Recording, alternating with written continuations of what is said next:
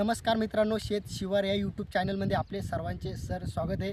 आजीनाथ भडक राहणार पळसी तालुका सिल्लोड जिल्हा छत्रपती संभाजीनगर हे आपल्याला आज डॉलर हरभऱ्याविषयी संपूर्ण मार्गदर्शन करणार आहे.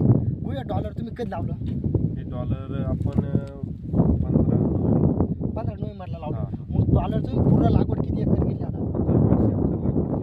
20 एकर. मग एका दिवसात लावले गेलं पूर्ण 20 एकर का असं टप्प्यावर लावते का? समजा किती एकर लावते?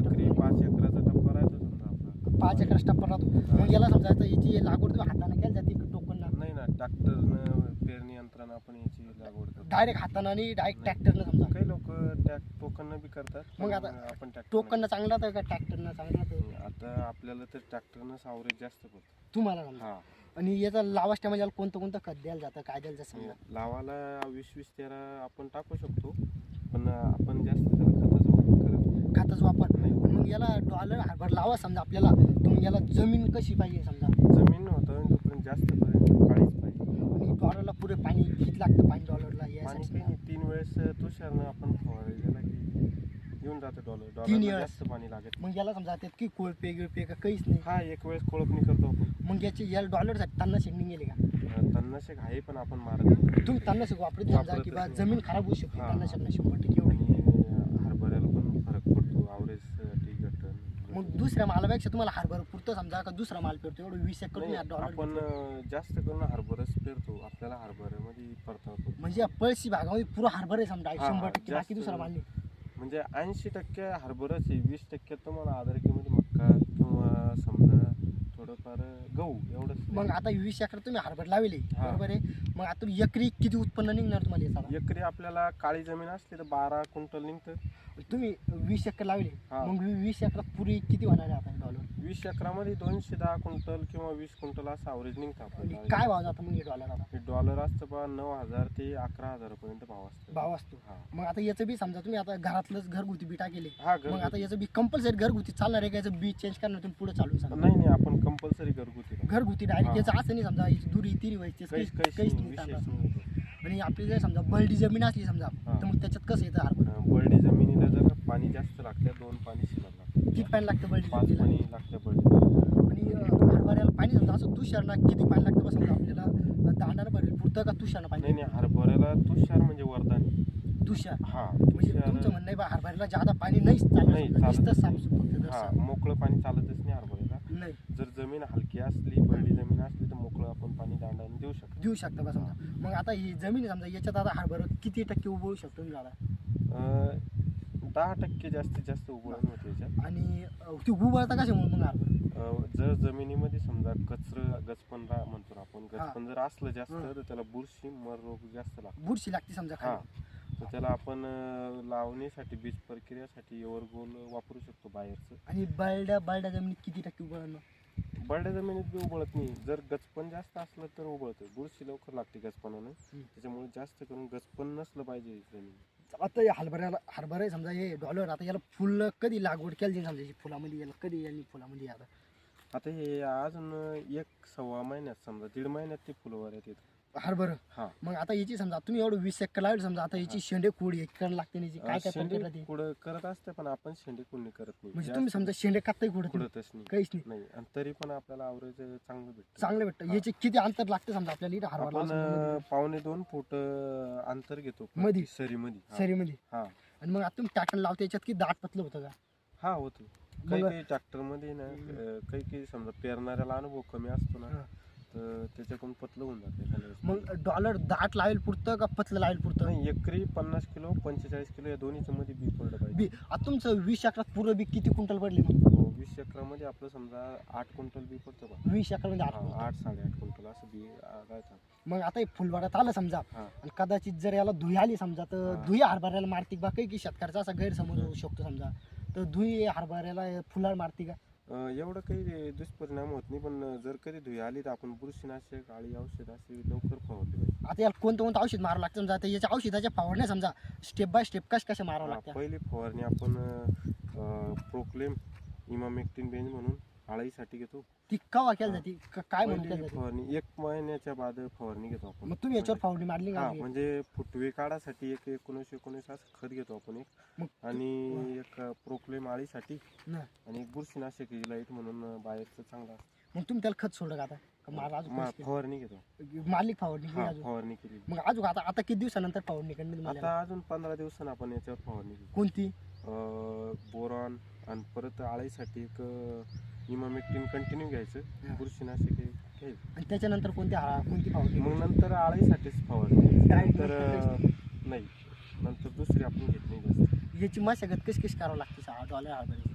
मशागत काही नाही, त्याला आपण रोट्या वगैरे मारून घ्यायचा हा.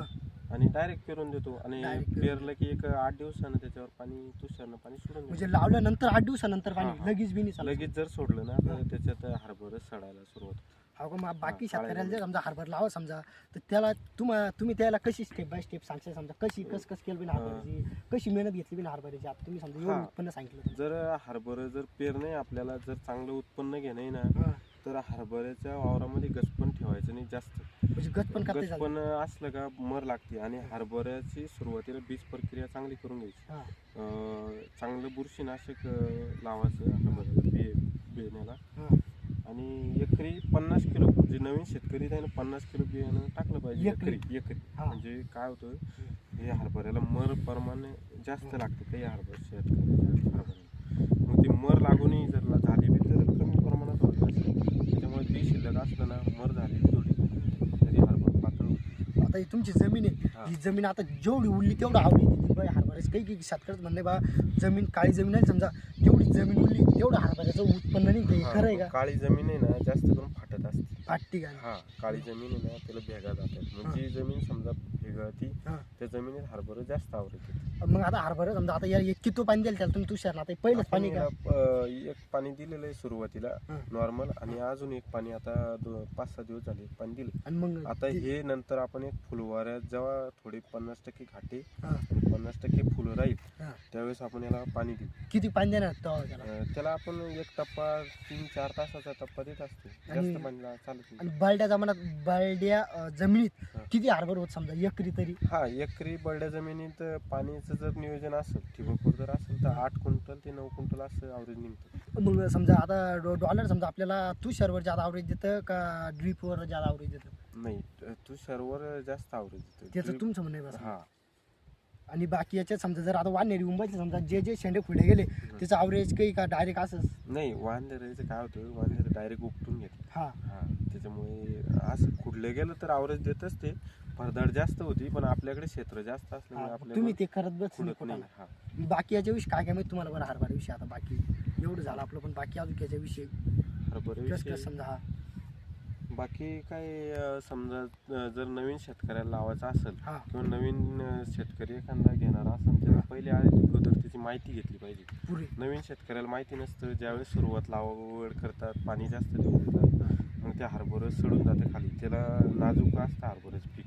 खाली पाणी जर जास्त झालं त्याचा दाणा सडून जातो, मग मग ते पतलं उगतं. लावाच टायमाला किती इंचावर दाना पाडून बरोबर? 5-4 इंचाच्या आतच, बस. जास्त खोलून चालत नाही हरभरा. ते खोल जर पाडलं समजा खोल पडलं तर मग ते उगत नाही लवकर त्याला. त्याच्या, आणि याच्यानंतर आज जर समजा जादा झालं समजा हरभरा काही झालं समजा, तर त्याला काय होऊ शकतं?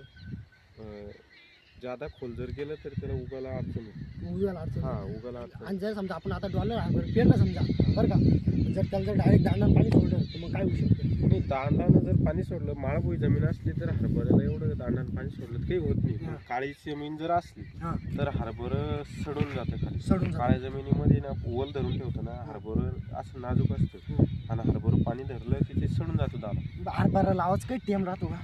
हा, टेम राहतो. कोणत्या टायमात हरभरा म्हणजे कुठून तर कोणत्या टायमामध्ये हरभरा लागवड केली पाहिजे समजा असं? हरभरं 15 ऑक्टोबर ते 15 नोव्हेंबर ह्या एका महिन्याच्या कालावधीमध्ये लागवड झाली पाहिजे. झाली नंतर पाहिजे. काय होतं, ज्यावेळेस 15 नोव्हेंबरच्या नंतर जी लागवड होती हा. त्या हरभऱ्यानंतर उन्हामध्ये सापडतं, हा.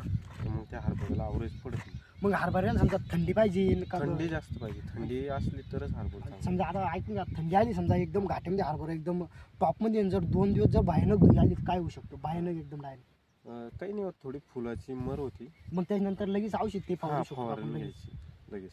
थोडीफार येत असते दरवर्षी येते. दरवर्षी येते का? हा दरवर्षी मग येते.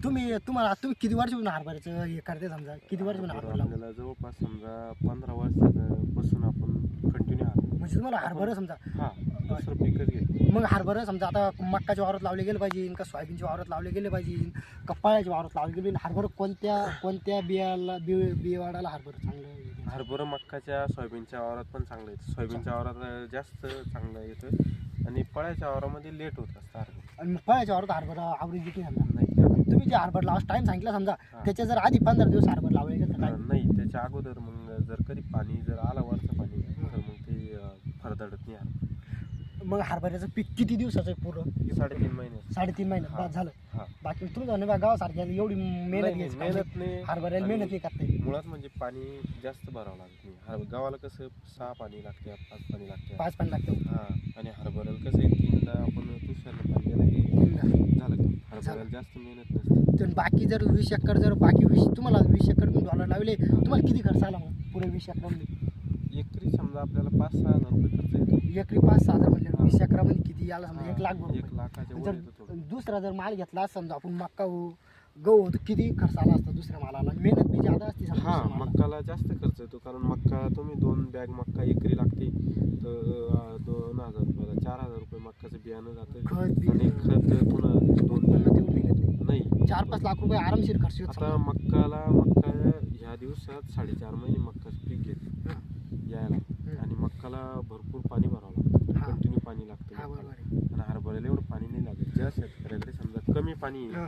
त्या शेतकऱ्याला कधी बी जाणार पुढचं. आणि तुम्ही आता हरभऱ्यामध्ये समजा आता हरभरा समजा तुम्हाला तो वरायचोय तर 20 एकरमध्ये एवढं तुषार कसं करतो मॅनेजमेंट आता? आम्ही 4 सट आहे आमच्याकडे 3 विहीर आहे हा. 4 सट असतात. मग आम्ही 3 ठिकाणी चालू असतं आमचं तुषार.